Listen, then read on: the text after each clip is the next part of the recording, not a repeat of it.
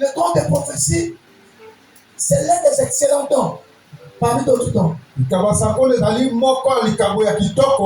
don. Quand tu ne connais pas exercer ce don, tu peux détruire même ton avenir. Est-ce que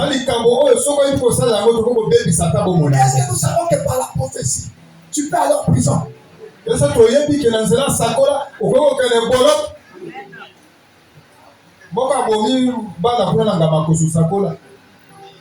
Amen. Amen. Je parlerai dans quelques mots aussi pour me parler en langue. À la base, quand nous lisons 1 Corinthiens chapitre 12, on parle en langue et on parle aussi diverses langues. Dieu a donné à quelques personnes, quand il se met à parler en langue, il peut parler en diverses langues. C'est comme naturellement. Il y a des gens qui parlent beaucoup de langues.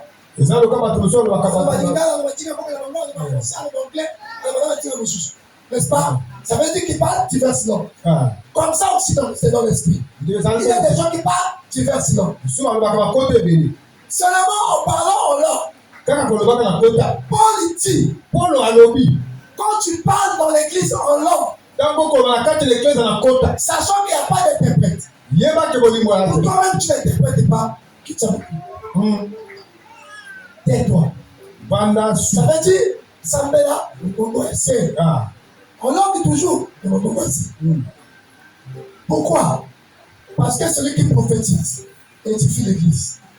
Celui qui parle en langue s'édifie lui-même.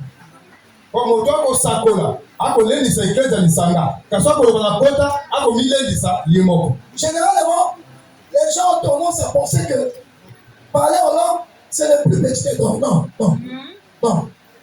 Parler en langue, ce n'est pas le plus petit des dons. C'est un grand don.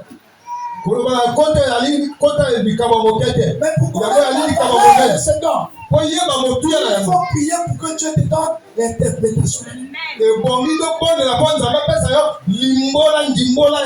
En parlant en langue, on peut prophétiser en langue. S'il y a un interprète, il interprète.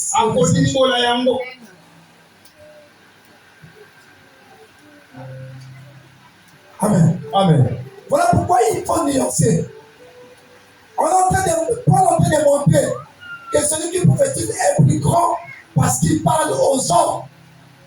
Il parle à l'église.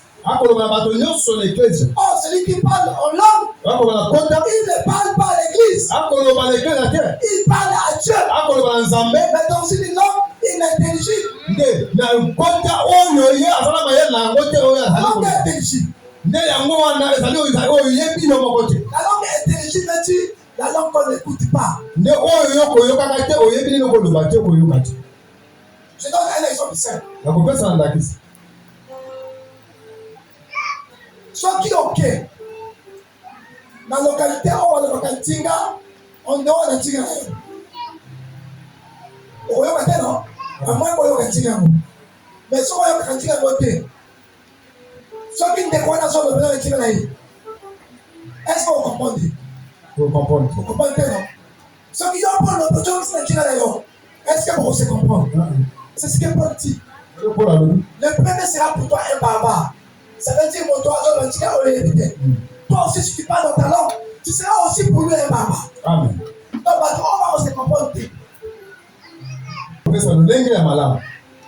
Donc, je vais demander à nous tous, qui prophétisons, demandons à Dieu de nous donner de l'ordre dans l'exercice du temps que nous possédons.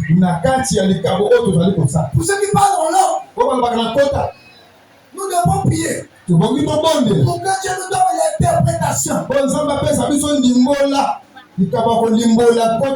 C'est parce qu'il y a une négligence.